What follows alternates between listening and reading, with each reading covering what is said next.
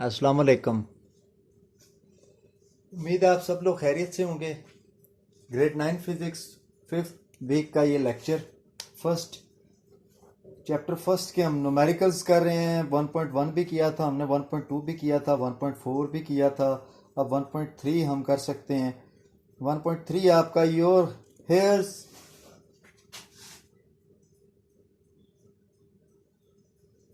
Your hair grow at the rate of 1 millimeter per day. Find their growth rate in Newton meter per second. Your hair grow at the rate of 1 millimeter per day. तो इसकी statement जो है, hair growth rate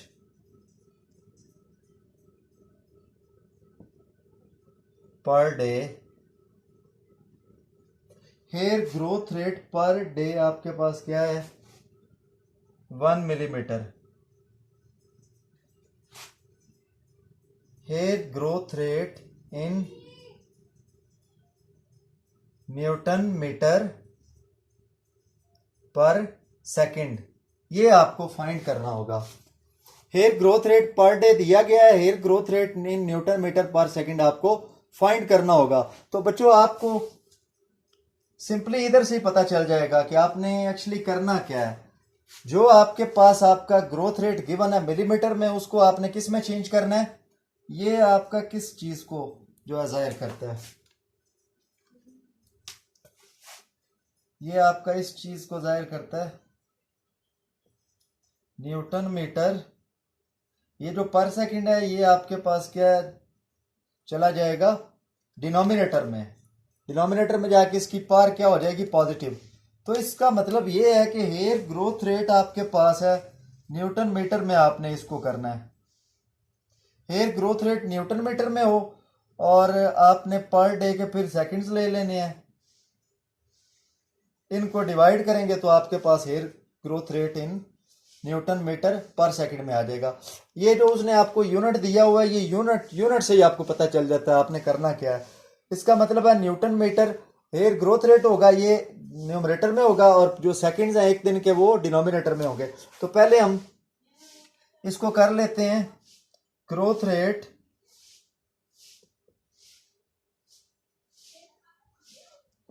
इन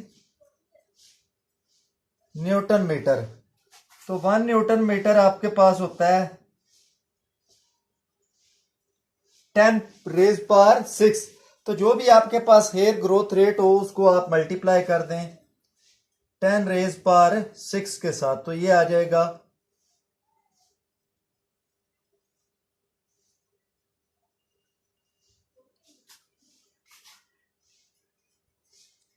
तो ये आपके पास आ जाएगी आपकी value Newton metre के अंदर।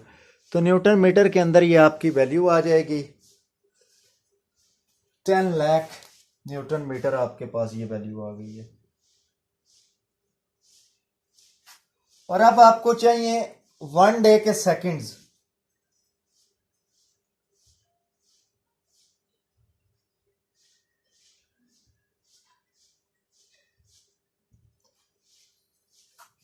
वन डे के सेकंड्स क्या होंगे? 1 डे में 24 आवर्स होते हैं, 1 आवर में 60 मिनट्स होते हैं, और 1 मिनट में 60 सेकंड्स होते हैं। जब आप इनको मल्टीप्लाई करेंगे 86,400 सेकंड, ये आपके पास आपकी एक दिन में जो सेकंड्स की स्ट्रेंथ है वो आ जाएगी। अब आप फाइंड कर सकते हैं hair growth rate in newton metre per second. तो जो आपके पास न्यूटन मीटर में किसका रेट होगा, इसको आप रखेंगे न्यूमरेटर में, और जो सेकंड्स की तादाद होगी उसको डिनोमिनेटर में। जब आप इसको डिवाइड करेंगे तो आपके पास आ जाएगा 11.57 न्यूटन मीटर पर सेकंड। तो बच्चों क्वेश्चन की सेंस ये है कि हेयर ग्रोथ रेट जो है वो आपके पास न्यूटन मीटर में होना चाहिए। तो आपने न्यूटन मीटर पर सेकंड में फाइंड करना है। तो पर डे के हिसाब से हम जा रहे हैं, तो मतलब एक दिन के सेकंड्स हमें लेने होंगे। हेयर ग्रोथ रेट को न्यूटन मीटर में चेंज करना होगा। करने के बाद ये मैंने आपके सामने इसका स्केच बनाया हुआ है, इस स्केच को यूज करते हुए आप अपना क्वेश्चन सॉल्व कर सकते हैं। तो आपका न्यूमेरिकल 1.4 यहाँ पे, सॉरी 1.3 कवर हो जाता है।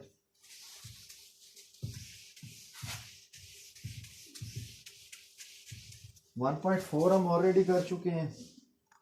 इसके बाद आप आ जाएं न्यूमेरिकल्स 1.5 पे। 1.5 में आपने क्या राइट करनी है? Standard form. Right standard form. Standard form आपने राइट करनी है और आपके पास इसका ये पार्ट है 6400 किलोमीटर्स। 6400 किलोमीटर्स आपके पास। तो बच्चों आपको पता है स्टैंडर्ड फॉर्म क्या होती है? एक्सट्रीम लेफ्ट पे फर्स्ट होल नंबर के बाद आपका पॉइंट आना चाहिए। एक्सट्रीम लेफ्ट पे जो आपका एक्सट्रीम लेफ्ट पे फर्स्ट होल नंबर 6 है, 6 और 4 के दरमियान आपका पॉइंट आना चाहिए। और फिर क्या होगा, मैं इस 6400 के बाद एक अपने पास से पॉइंट लगा लूंगा, 0.0। अब मैं चेक करूंगा मैंने 6 और 4 के दरमियान पॉइंट लगाया, कितने डिजिट्स को मैंने स्किप किया है। तो 1 2 3 प्लेसेस को मैंने जो है स्किप करके लगाया। तो ये आपके पास आ जाएगा 6.4 मल्टीप्लाइड 10 रेज पावर 3 किलोमीटर्स। ये आपके पास आ जाएगा फर्स्ट पार्ट का सॉल्यूशन। अब सेकंड आप खुद करेंगे, सी मैं करूंगा। सी है आपके पास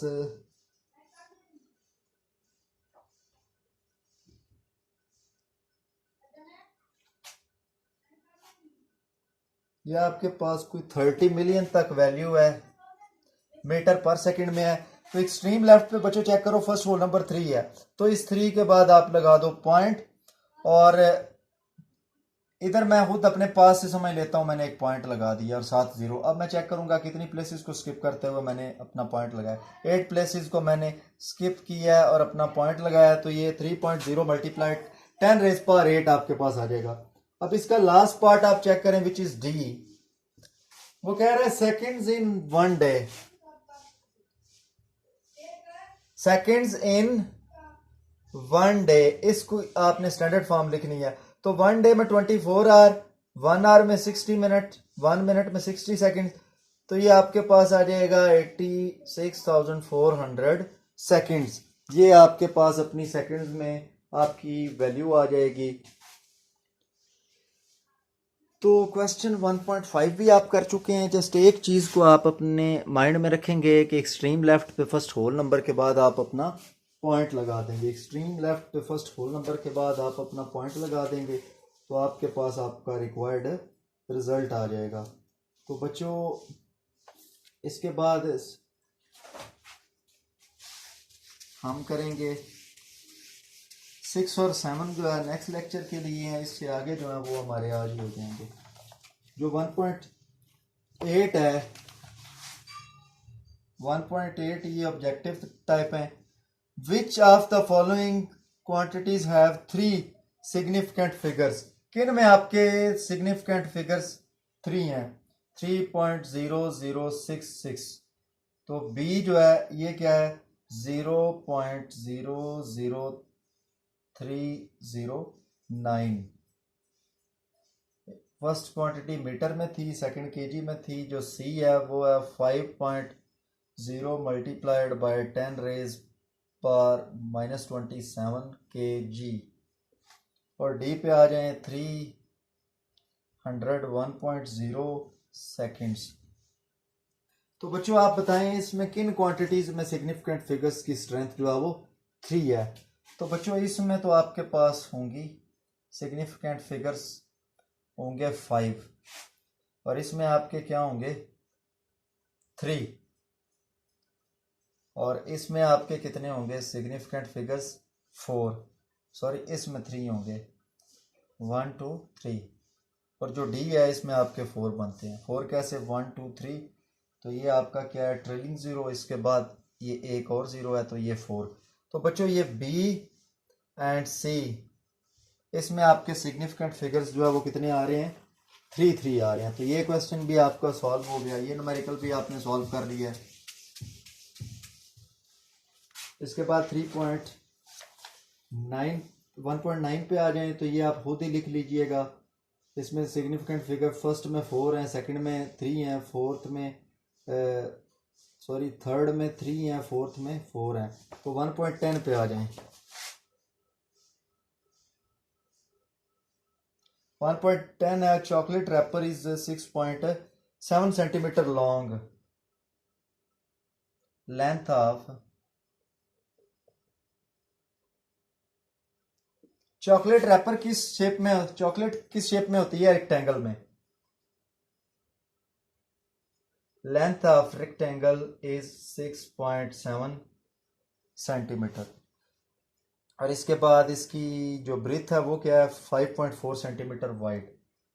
ये इसकी ब्रीथ आपके पास हो गई 5.4 सेंटीमीटर। एरिया आपने फाइंड करना है और सिग्निफिकेंट फिगर्स की जो स्ट्रेंथ है वो भी बतानी है। तो एरिया ऑफ रेक्टेंगल किसके इक्वल होता है?